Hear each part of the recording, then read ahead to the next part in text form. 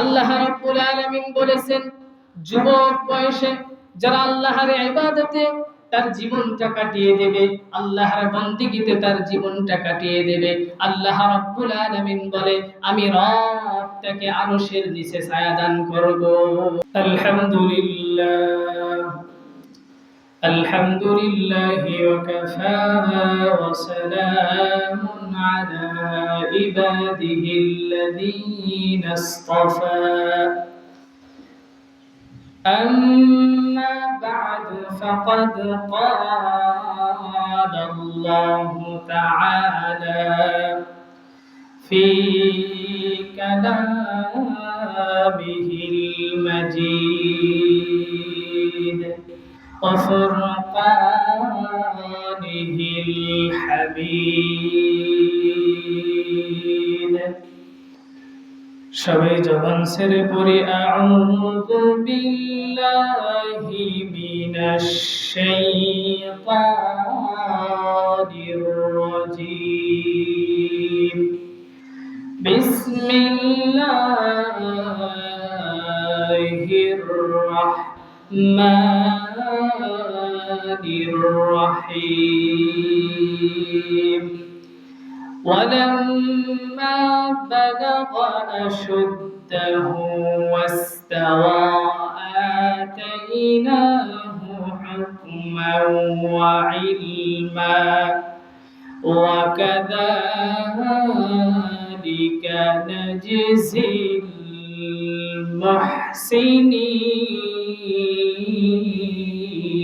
المحسنين. وقال رسول الله صلى الله عليه وسلم عن أبي هريرة رضي الله تعالى عنه قال قال رسول الله صلى الله عليه وسلم سبعة يظلهم الله في ظلته يوم لا ظل إلا ظله. وقال تعالى في كلامه المجيد إن الله وملائكته يصلون على النبي يا أيها الذين آمنوا صلوا عليه وسلموا تسليما.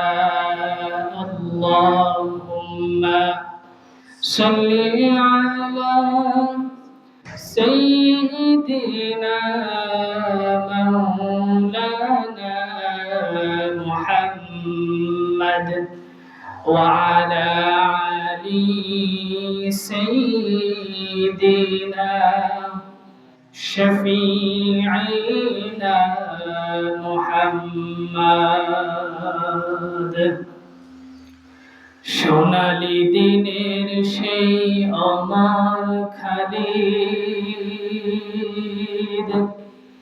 আজ তোমাদের বড় প্রয়োজন। সোনালি দিনের সেই অমর খালিদ আজ তোমাদের বড় প্রয়োজন।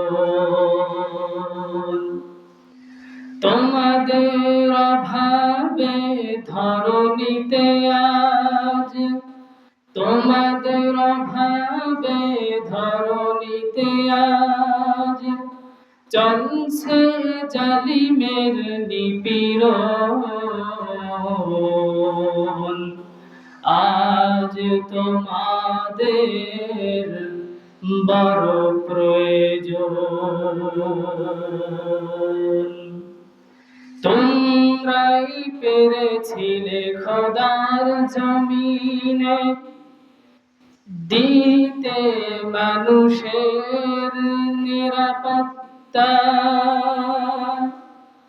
তোমরাই ফিরিয়ে এনেছিলে ধরাতে শ্রেষ্ঠতম মানবতা।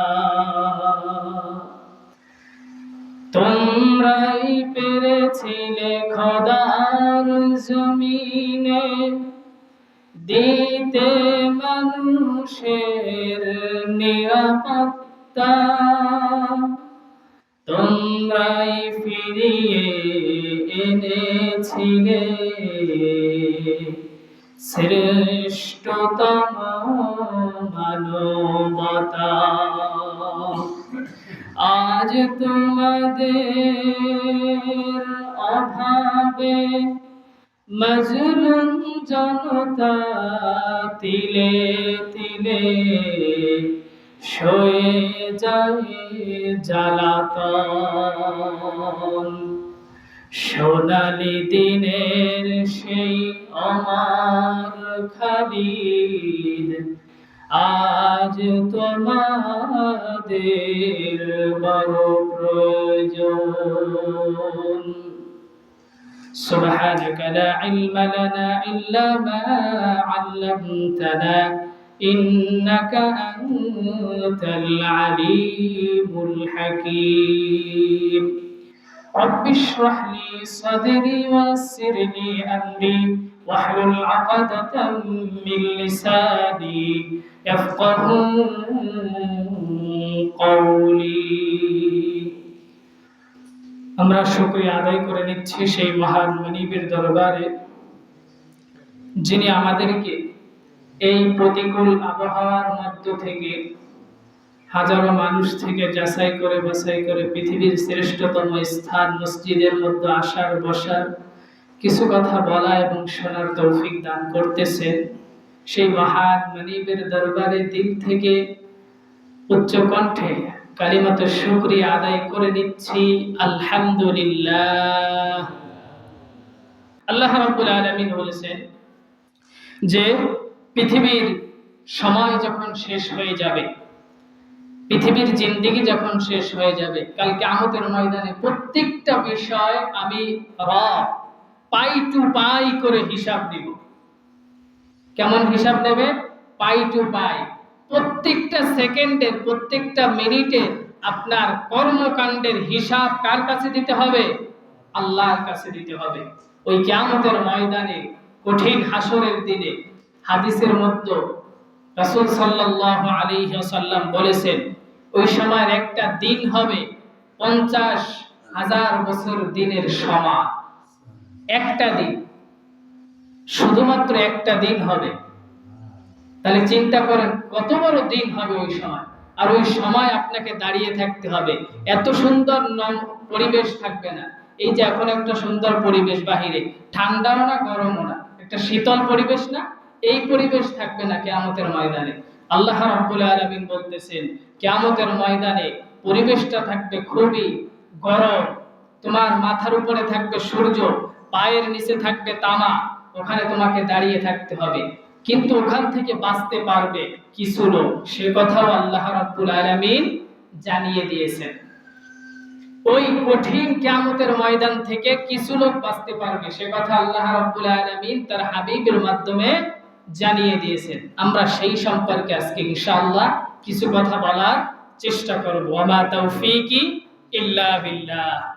আমি যে হাদিসটা সর্বপ্রথম পাঠ করেছি আল্লাহর রাসূলের, আল্লাহ রাব্বুল আলামিন জানিয়ে দিয়েছেন কিয়ামতের ওই কঠিন হাসরের দিনে যখন মাথার এক বিগত অথবা এক হাত, মুডুম হাত উপরে সূর্য থাকবে, মাথার ঘিলুটা টকবক করে ফুটতে থাকবে, যখন কেউ কাউকে চিনবে না, পায়ের নিচে তামা থাকবে, টকবক করে সবকিছু গরম হয়ে যাবে, মানুষ দাঁড়াতে পারবে না, দৌড়তে থাকবে, শুধু ইয়া নফসি বলতে থাকবে।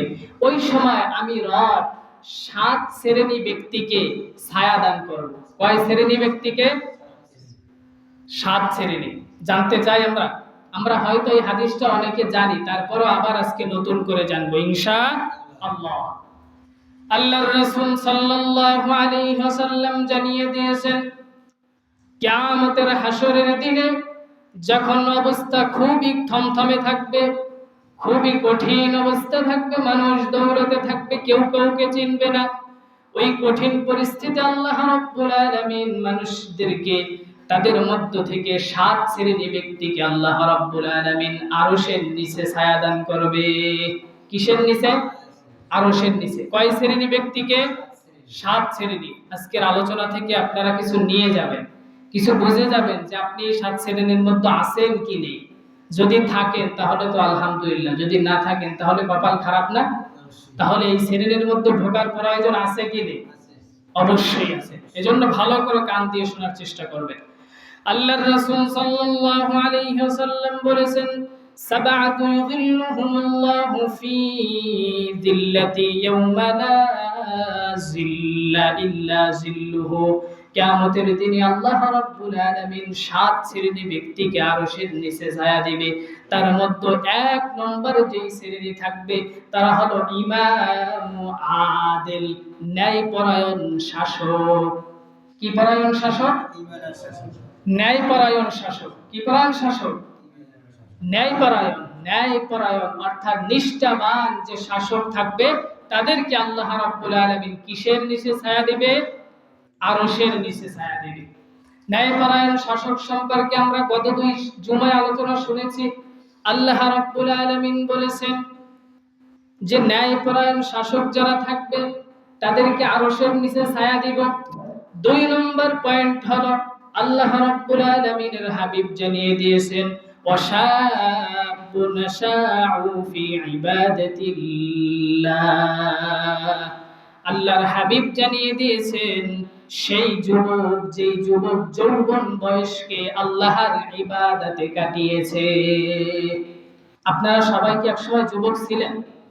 নাকি সবাই এই বয়সে দুনিয়াতে এসেছেন? সবাই যুবক ছিলেন না?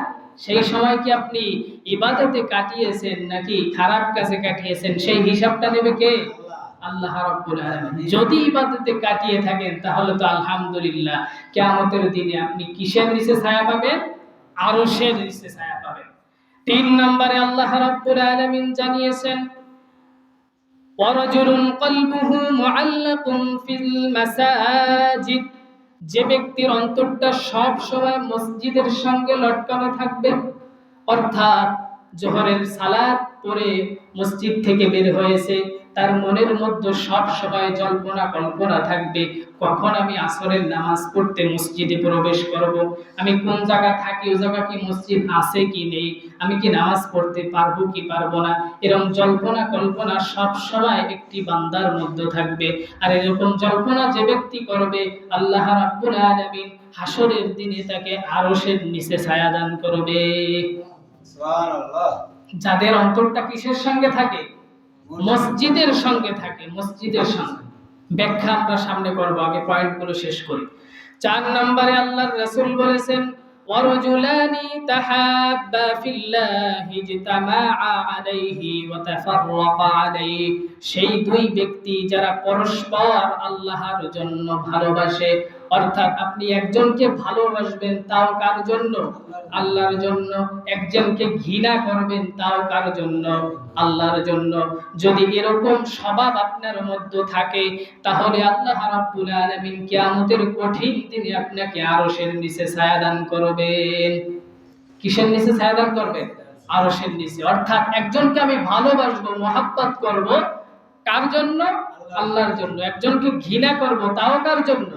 আল্লাহর জন্য। দুনিয়ার কোনো স্বার্থে করা যাবে না।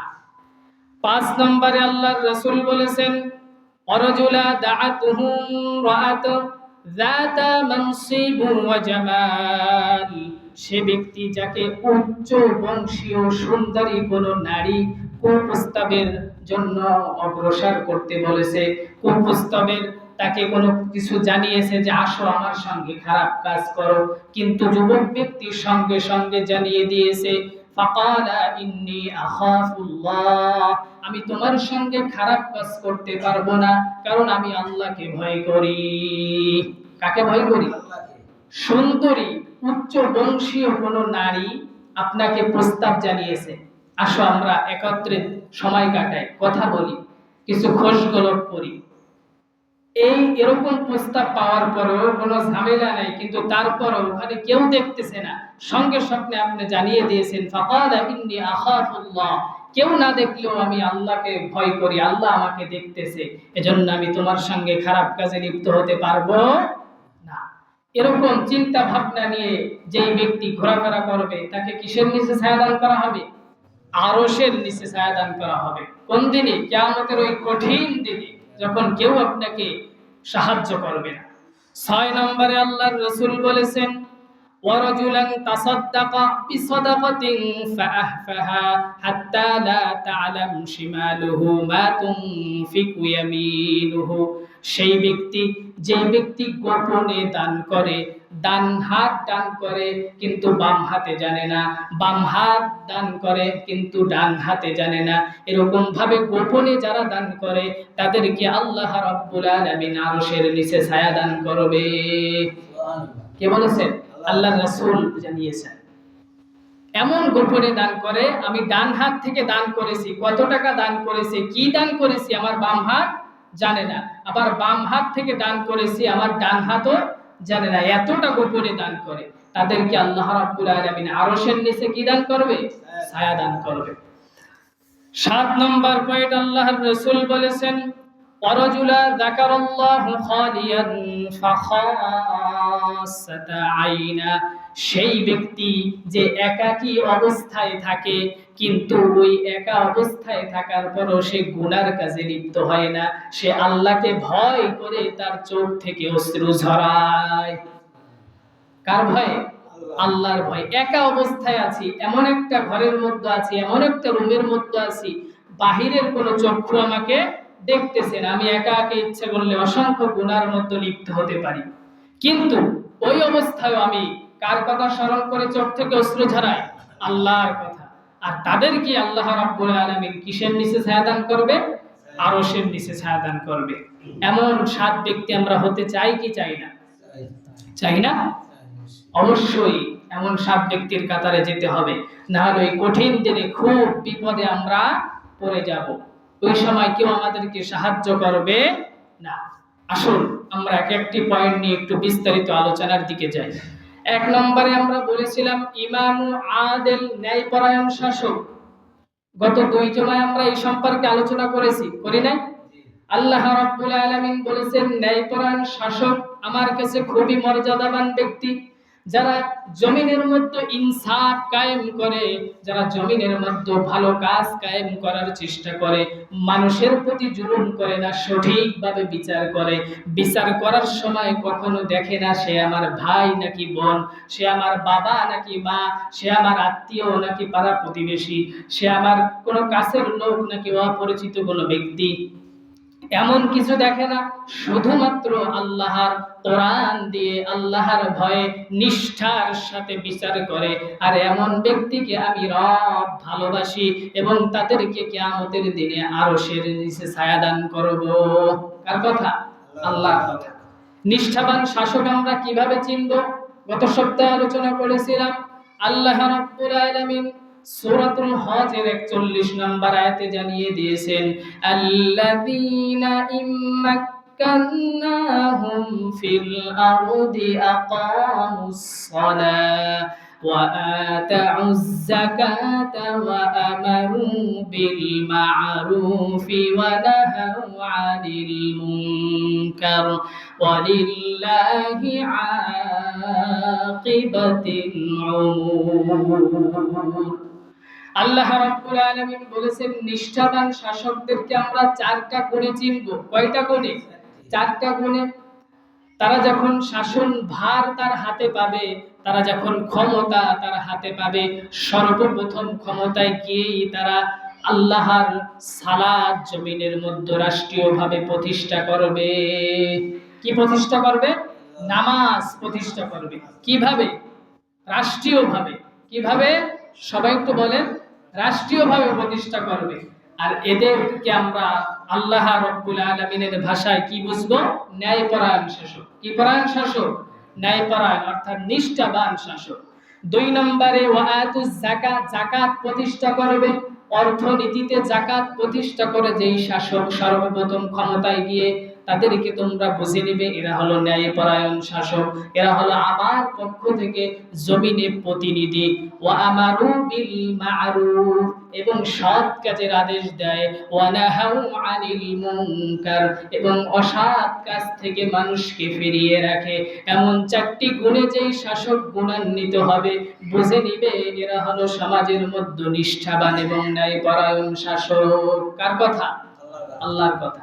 আর এমন শাসক যারা হবে তাদেরকে আমি রব কাল কিয়ামতের ময়দানে আরশের নিচে ছায়া দান করব। আরে ভাই, এর থেকে ভাগ্যবান আর কি হতে পারে যদি আরশের নিচে ছায়া পাওয়া যায় কিয়ামতের ময়দানে। আপনি এমন একটা বিপদে পড়েছেন, পিঠ দেয়ালে ঠেকে গেছে, একদম ঠেকে গেছে, কেউ আপনাকে সাহায্য করে না, বাবাও করে না, মাও করে না, ভাই বোনও করে না, আত্মীয় স্বজনও করে না। হঠাৎ করে এক ব্যক্তি এসে আপনাকে সাহায্য করলো, ওই বিপদ থেকে রক্ষা করলো, তাহলে আপনি কি তাকে কখনো ভুলবেন? তার উপকার কখনো বলবেন? আপনি বলবেন যে ভাই আপনার কি প্রয়োজন আমাকে বলেন, আপনি সব আপনার জন্য উজাড় করে দিব, আপনি আমাকে এরকম বিপদ থেকে রক্ষা করেছেন, তাই না?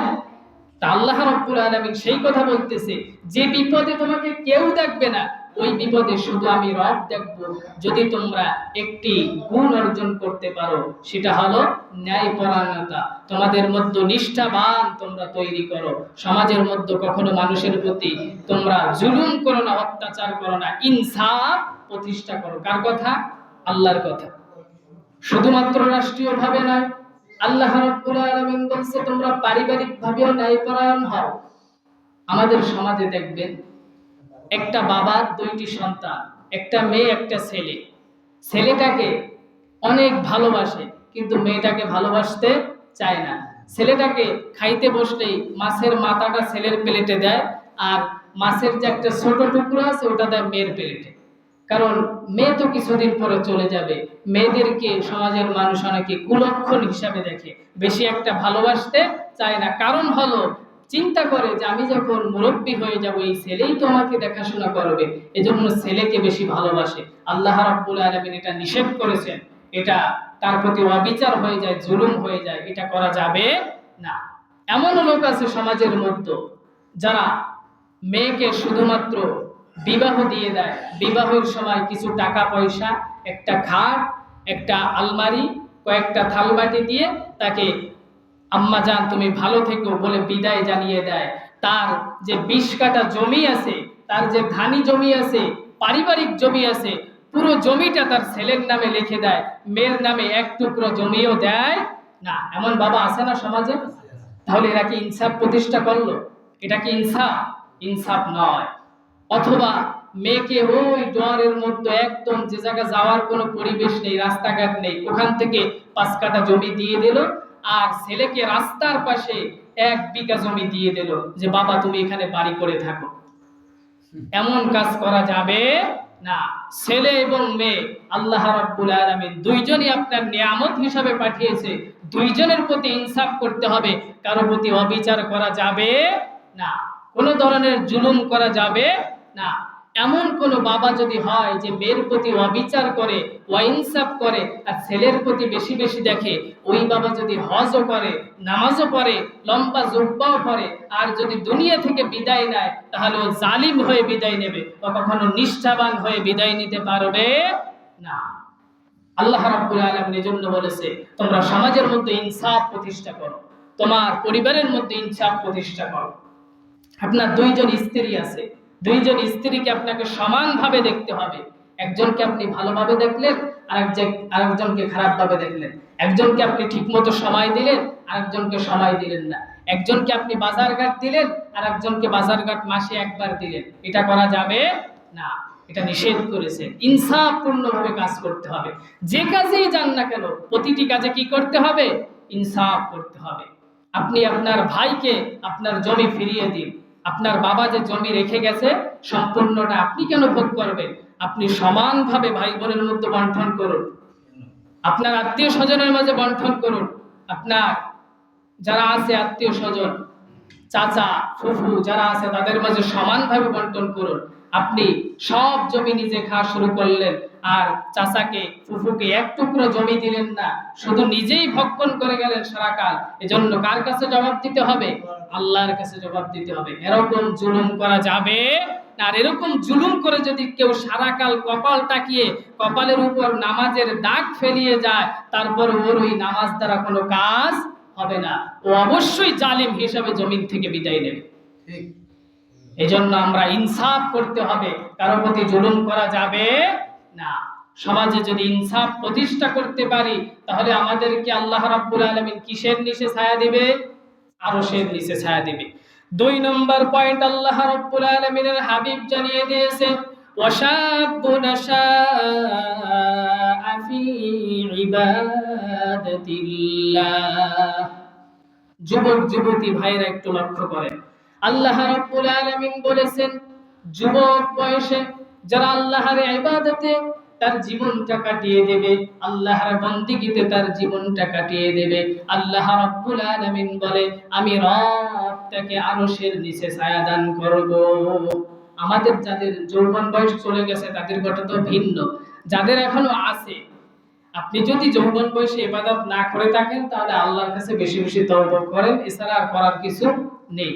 অপশন আছে? আর অপশন নেই। কিন্তু যদি আপনার ছেলে, আপনার নাতি যারা আছে, এদের তো যৌবন বয়স চলতেছে, তাই না? এদেরকে তো নসিহত করতে হবে। যুবক ভাইদেরকে যদি বলি, ভাই নামাজে আসেন, বলে হুজুর আমার তো এখন অনেক বয়স পড়ে আছে, আমি তো মুরব্বী হব, তারপরে আমার সামনে ছেলে পেলে হবে, নাতিপুতি হবে, এরপরে মসজিদে আমি আসা শুরু করব, এখন আমার বাপ দাদারা যাক। এরকম উত্তর আসে না? হুজুর আমার প্যান্টে সমস্যা আছে, হুজুর আমার কাজ আছে। আজকে এই গাজীরঘাটের এলাকায় কি যুবক কম? যুবক কি একদম নেই? আছে না? কিন্তু আমি তো আমার 5 ওয়াক্ত নামাজের মধ্যে বেশিরভাগই যুবক ভাইদেরকে দেখি না। দুই এক সময় দুই একজন ভুল ক্রমে ঢুকে যায় নাকি আল্লাহ জানে। এরকমই মনে হয়। 5 ওয়াক্ত কোনো মুসল্লি, কোনো যুবককে আমি আজ পর্যন্ত এই মসজিদে 1 বছরের মধ্যে পাইলাম না। তাহলে এই যুবকরা কি করবে? আল্লাহর কাছে কি হিসাব দেবে? এই যৌবনকাল কে দিয়েছে আপনাকে? আল্লাহ রাব্বুল আলামিন দেয়নি? তাহলে এই যৌবনকাল কেন আপনি পাতিনি তার পিছনে ঘুরে ঘুরে আপনার যৌবনকালটা নষ্ট করতেছেন? কেন আপনি মেয়েদের পিছনে ছুটে আপনার যৌবনকাল নষ্ট করতেছেন? স্কুল যখন ছুটি দেয়, সারা রাস্তায় দারোয়ান দাঁড়ানো থাকে, আপনারা জানেন? অর্থাৎ যুবক ভাইয়েরা দাঁড়ানো থাকে, মেয়েরা যখন স্কুল থেকে আসবে বাড়িতে তাদেরকে পাহারা দেয়। অসভ্য! তোমাকে কে দায়িত্ব দিয়েছে? ওই মেয়ের বাবা কি তোমাকে দায়িত্ব দিয়েছে তাকে পাহারা দেওয়ার জন্য? তোমার কাজ কাম ফেলে, তোমার জীবনের ক্যারিয়ার তুমি ফেলে দিয়ে তুমি মেয়ের পিছনে ছুটতেছো। তোমার মতো তো এত নির্লজ্জ, এত বেহায়া ছেলে পুরুষ আর তো জমিন হতে পারে না। কেন একটা পুরুষ তুমি সমাজের মধ্যে প্রতিষ্ঠা হবে, যৌবন বয়সকে তুমি আল্লাহর পথে চালাবে, তুমি ইবাদত বন্দেগীতে কাটাবে, তুমি একটা ভালো অবস্থানে যখন যাবে, মেয়ের বাবারা তোমার সঙ্গে তার মেয়েকে বিবাহ দেওয়ার জন্য লাইন দেবে নাকি? নাকি আমার মেয়েদের পিছনে ছুটতে হবে? এরকম। এই হলো আমাদের সমাজের যুবক ভাইদের অবস্থা। যুবতী বোনরা যারা আছে, যাদের কানে মাইকের আওয়াজ যাচ্ছে, 5 ওয়াক্ত সালাত আদায় করতে হবে, আল্লাহর প্রত্যেকটা আইন মানতে হবে, পর্দা করতে হবে। বাবারা যারা আছেন একটু লক্ষ্য করেন, আপনার মেয়েরা ক্লাস 8, 9, 10 পড়ে, কিন্তু আপনার মেয়ে পর্দা করে না।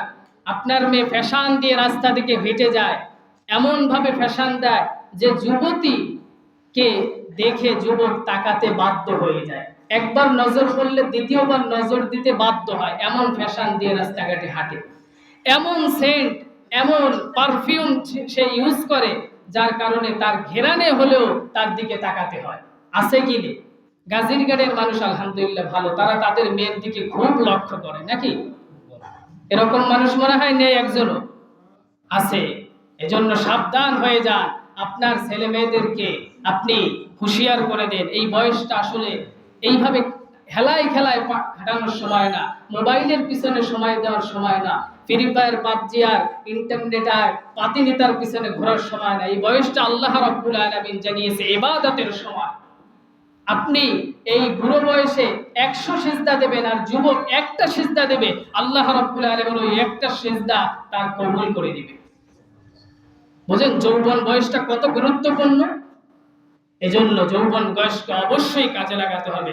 আল্লাহ রাব্বুল আলামিন যুবক যুবতী যারা আছে তাদেরকে এই যৌবন বয়সকে পরিপূর্ণভাবে আল্লাহর ইখলাসের সহিত ইবাদত বন্দেগীতে কাটানোর তৌফিক দান করুন। আর যদি কাটাতে পারে তাহলে কিসের নিচে ছায়া পাবে? আরশের নিচে ছায়া পাবে। 3 নম্বরে আল্লাহর হাবিব বলেছেন ওয়ারাজুলা কলবুহু মুআল্লাকুন ফিল মাসাজিদ, যে ব্যক্তির অন্তরটা থাকে মসজিদের সঙ্গে লটকানো, অর্থাৎ কি আপনার কলিজা ছিঁড়ে মসজিদের সঙ্গে রেখে দিতে হবে এরকম কিছু না, এটা না। বিষয়টা হচ্ছে আপনি জোহর পরে বের হয়েছে, আপনার মনের মধ্যে ধারণা থাকবে যে আমি আসর কোন সময় পড়বো, কোন স্থানে পড়বো, ওই জায়গা কি মসজিদ আছে কি নেই, বা এই মসজিদে কি আমি জামাত পড়তে পারবো, এরকম মনের মধ্যে শুধু জল্পনা কল্পনা করবে, শুধু চিন্তা ভাবনা হবে কখন আজান দিবে, কখন মসজিদে যাব। এটাকে বলা হয় মসজিদের সঙ্গে লটকানো। সর্বক্ষণ আপনার মসজিদের সঙ্গে অন্তরটা লেগে থাকবে, শুধু নামাজের জন্য চিন্তা ভাবনা হবে কখন আমি নামাজে যাব। আজকে আমাদের সমাজ দেখবেন মসজিদগুলো কত সুন্দর হয়েছে, তাই না? এক সময় কি এই গাজীরঘাটের এই মসজিদটা এরকম ছিল? এর থেকেও তো হাইফাই মসজিদ আছে শহরাঞ্চলে বের হইলে, কত সুন্দর টাইলসের মসজিদ, কত সুন্দর কার্পেট, লক্ষ লক্ষ টাকা দিয়ে মসজিদ বানিয়েছে, দেখলে মনে হয় সারা দিন তাকিয়ে থাকি, তাই না? আল্লাহর হাবিব বলেছেন সুন্দর সুন্দর কিয়ামতের আগে মসজিদ হবে, মসজিদ গুলো পাকা হয়ে যাবে কিন্তু মুসল্লি গুলো কাঁচা হয়ে যাবে। হয়েছে না? মসজিদ কত সুন্দর, একসময় পানি পড়তো টপ টপ করে, আমি শুনেছি আপনাদের মসজিদ থেকে কোন রকম মোমবাতি জ্বালিয়ে আজান দিয়েছে, একা একা নামাজ পড়েছে, তাই না? সেই মসজিদ আজকে কত সুন্দর, এত সুন্দর পরিবেশ, কোনো বৃষ্টি নাই, ভিতরে কোনো পানির চিন্তা নাই, কোন ধরনের গরমের চিন্তা নাই, ফ্যান আছে, লাইট আছে, সব সিস্টেম আছে, সব ব্যবস্থা হয়ে গিয়েছে, কিন্তু আল্লাহ রাব্বুল আলামিনের হাবিবের কথা অনুযায়ী মসজিদের মুসল্লিগুলো আজকে কাঁচা হয়ে গিয়েছে, মসজিদে নামাজের সময় কোনো মুসল্লি খুঁজে পাওয়া যায় না, যায় যায় না। এই হলো আমাদের সমাজের মসজিদের অবস্থা। এরকম যদি থাকে তাহলে আপনি কি আরশের নিচে ছায়া পাবেন? কখনো সম্ভব? সম্ভব না। আসুন নামাজের দিকে ফিরে আসুন। কত ওয়াজ শুনলেন, কত জিন্দেগিতে কত নসিহত শুনলেন, কিন্তু আপনি নামাজমুখী আপনার অন্তরটা, আপনার মনটা এখনো ফিরাতে পারলেন না, করতে পারলেন না, তাহলে এই জিন্দেগিটা আসলে বৃথা। আপনি বাবা হয়ে নামাজ পড়েন না, আপনার ছেলে কিভাবে আশা করেন যে নামাজ পড়বে আর আপনাকে বড় হয়ে খাওয়াবে? সম্ভব? সম্ভব না। আপনি বাবা হয়ে কোরআন পড়তে পারেন না, আপনার সন্তান কিভাবে কোরআনের নসিহত গুলো মানবে? সম্ভব? সম্ভব নয়। এজন্য আগে নিজেকে শুধরাতে হবে, এরপরে পরিবারদেরকে শুধরাতে হবে, এরপরে সমাজ শুধরাতে হবে, এরপরে রাষ্ট্র শুধরাতে হবে। এইভাবে একদিন পুরো সমাজটা, পুরো পৃথিবীটা, পুরো দেশটা একটি সোনালী সমাজে পরিণত হয়ে যাবে, তাই না? এজন্য আসুন আমরা মসজিদের দিকে ফিরে আসি, মনটা সবসময় মসজিদের দিকে ফেরানোর চেষ্টা করি। সর্ব অবস্থায় চিন্তা করব, যেখানেই থাকি না কেন আজান হয়ে গিয়েছে, খোঁজা শুরু করব কোথায় মসজিদ আছে, গিয়েই 5 মিনিট 10 মিনিট লাগে মাত্র, সালাতটা পড়ে আবার নিজের কাজে লিপ্ত হয়ে যাব। পারবো না সবাই? আল্লাহ রাব্বুল আলামিন আমাদেরকে মসজিদমুখী হওয়ার তৌফিক দান করুন। 4 নম্বরে আল্লাহর রাসূল বলেছেন ওয়ারাজুলানি তাহাব্বান ফিল্লাহি ইজতামাহা আলাইহি ওয়া তাফাররাকা আলাইহি, কাউকে যদি তুমি ভালোবাসো, কাউকে যদি তুমি ঘৃণা করো, শুধুমাত্র কার জন্য করবে? আল্লাহর জন্য করবে। দুনিয়ার কাউকে যদি তুমি ঘৃণা করো, কাউকে ভালোবাসো, শুধুমাত্র আল্লাহর জন্য করবে। আল্লাহর হাবিব জানিয়ে দিয়েছেন মান আহাব্বাল্লাহ ওয়া আবগাদা লিল্লাহি ওয়া আ'তা লিল্লাহি ওয়া মান আ'a লিল্লাহি ফাকাদ ইসতাকমালাল ঈমান। তোমরা যখন কাউকে দান করবে তাও করবে আল্লাহর জন্য, কারো থেকে দান থেকে ফিরে আসবে তাও কার জন্য? আল্লাহর জন্য। কাউকে ঘৃণা করবে, কারো প্রতি হিংসা বিদ্বেষ করবে তাও কার জন্য? আল্লাহর জন্য। কাউকে ভালোবাসবে তাও কার জন্য? আল্লাহর জন্য। সবকিছু হবে একটা মুসলমানের, একজন মুমিন বান্দা কার জন্য? আল্লাহর জন্য হবে। আপনি আপনার নেতাকে ভালোবাসবেন তাও কার জন্য? আল্লাহর জন্য। জমিনের মধ্যে আপনার রাজনীতি করবেন তাও কার জন্য? আল্লাহর জন্য সমাজনীতি করবেন, তাও আল্লাহর জন্য অর্থনীতি চালাবেন, তাও একমাত্র আল্লাহর জন্য আপনার ব্যবসা নীতি চালাবেন, একমাত্র আল্লাহর জন্য আপনার পরিবার পরিজনদেরকে আপনি সকাল থেকে সন্ধ্যা পর্যন্ত মাথার ঘাম পায়ে ফেলে সারাদিন কষ্ট করে টাকা উপার্জন করে খাওয়াবেন, তাও কার জন্য? আল্লাহর জন্য। যদি প্রতিটি কাজ একটি মুসলমানের ঘুম থেকে ওঠা থেকে নিয়ে শুরু করে আবার রাত্রে ঘুমানো পর্যন্ত প্রত্যেকটা সেকেন্ডের কাজ আল্লাহর জন্য হয়, তাহলে আল্লাহ রাব্বুল আলামিন বলেছেন ওই বান্দাকে আমি কাল কিয়ামতের কঠিন ময়দানে আমি আরশের নিচে ছায়া দান করব। কে বলেছেন? আল্লাহ রাব্বুল আলামিন তার হাবিবের মাধ্যমে জানিয়ে দিয়েছেন। এজন্য কোন নেতার পিছনে ঘুরবেন আর তার পিছনে শ্রম দিবেন, চিন্তা করে নেবেন, ভাবনা করে নেবেন, গবেষণা করে নেবেন যে আসলে এই নেতা কি আমাকে কোরআন দিচ্ছে নাকি আমাকে বিড়ি, ইয়াবা আর গাঁজা দিচ্ছে, এটা একটু ভেবে নেবেন। যুবক ভাইরা একটু লক্ষ্য করেন, আপনারা যখন কোন নেতার পিছনে শ্রম দেবেন, যখন তার পিছনে আপনি কষ্ট করবেন, চিন্তা করবে এই নেতা কি আমাকে নামাজের তাগিদ দেয়, কারণ আমি তো মুসলমান, আমার নেতা হবে তো সে আমাকে সবসময় নামাজের কথা বলবে, কোরআনের কথা বলবে, আল্লাহ রাসূলের কথা বলবে, তাই না? এমন নেতার প্রয়োজন না? নাকি নেতা আমার হাতে অস্ত্র তুলে দেবে, নেতা আমাকে মারপিট করতে বলবে, মানুষের ঘের দখল করতে বলবে, মানুষের দোকান থেকে অন্যায়ভাবে চাঁদা তুলতে বলবে, এমন নেতার পিছনে ঘোরা যাবে? আপনার ছেলে সন্তান কার পিছনে ঘোরে, আপনার নাতি পুতি কার পিছনে ঘোরে একটু লক্ষ্য করবে। শুধুমাত্র গায়ে হেলা দিয়ে চলে যাবেন না, এরকম ভাবে যদি চলেন আর যদি জিন্দেগি শেষ হয়ে যায় আর আপনার পরিবার যদি আপনি একজন পরিবারের নেতা হয়ে বাবা হয়ে ঠিক না করে যেতে পারেন, তাহলে আল্লাহর কাছে কখনোই আপনি ক্ষমা পাবেন না। আল্লাহর কাছে ক্ষমা পেতে হলে অবশ্যই আপনার প্রত্যেকটা পরিবারের সদস্যের হিসাব আল্লাহর কাছে দিতে হবে। এজন্য আসুন আমরা পরিবার পরিজনদেরকে চালাবো কার জন্য? আল্লাহর জন্য। আমাদের ভালোবাসা, আমাদের রাগ হিংসা সবকিছু কার জন্য হবে? আল্লাহর জন্য, এছাড়া কিছুর জন্য হবে না। নেত্রীর জন্য কারো উপর রাগ করা যাবে না, নেতার জন্য কারো উপর রাগ করা যাবে না। আল্লাহ রাব্বুল আলামিন বোঝার তৌফিক দান করুন। 5 নম্বরে আল্লাহর রাসূল বলেছেন ওয়ারজুলা দাআতুহুম রাআতু যাতা মুনসিবুহু ওয়া জামাল। আল্লাহর হাবিব জানিয়ে দিয়েছেন যেই ব্যক্তি সুন্দরী কোন নারী, সুন্দরী কোন নারী, রূপবতী কোন নারী, বংশীয় কোন নারী তাকে কুপ্রস্তাব দিল আর ওই কুপ্রস্তাব থেকে সে ফিরে আসলো শুধুমাত্র একমাত্র আল্লাহর জন্য, শুধুমাত্র সে বলবে ফাকালা ইন্নী আখাফুল্লাহ, ও যুবতী আমি তোমার সঙ্গে কথা বলতে পারবো না, আমি তোমার সঙ্গে মিট করতে পারবো না, তোমার সঙ্গে কোনো ধরনের অবৈধ কাজে লিপ্ত হতে পারবো না, তোমার দিকে আমি তাকাতে পারবো না, কারণ আমি ভয় করি কাকে? আল্লাহকে। এমন চিন্তা ভাবনা যদি করতে পারেন যুবক ভাইয়েরা, কারণ যারা আমার বাবারা আছে তারা কি এখন একটা যুবকের দিকে তাকাবে? তাকাবে? মুরব্বী দাদা নানারা যারা আছে তারা কি রাস্তার মেয়েদের দিকে তাকায়? তাকায় কারা? যুবকরাই তো তাকায়। এজন্য যুবকদের তোমাদের সাবধান হতে হবে। আল্লাহ রাব্বুল আলামিনের হাবিব জানিয়ে দিয়েছেন তোমার চক্ষুকে যদি নিচু করতে পারো, এরকম প্রস্তাব পাওয়ার পরও তুমি যদি সঙ্গে সঙ্গে বলতে পারো ফাকালা ইন্নী আখাফুল্লাহ, আমি আমার আল্লাহকে ভয় করি, কেউ যদি আমাকে না দেখে আমার আল্লাহ আমাকে দেখে, আর যদি ফিরে আসতে পারো, তাহলে আল্লাহ রাব্বুল আলামিন ওয়াদা দিয়েছেন কিয়ামতের দিনে তোমাকে হাসরের ময়দানে আরশের নিচে কি দান করবে? ছায়া দান করবে। এর থেকে বড় কোনো ওয়াদা হতে পারে? এজন্য আমরা ফিরে আসি। 6 নম্বরে বলেছেন ওয়ারাজুলা তাসাদদাকা বিসাদাকাতিন ফাআহফাহা হাত্তা লা তা'লাম শিমালুহু মা তুনফিকু ইয়ামিনুহু।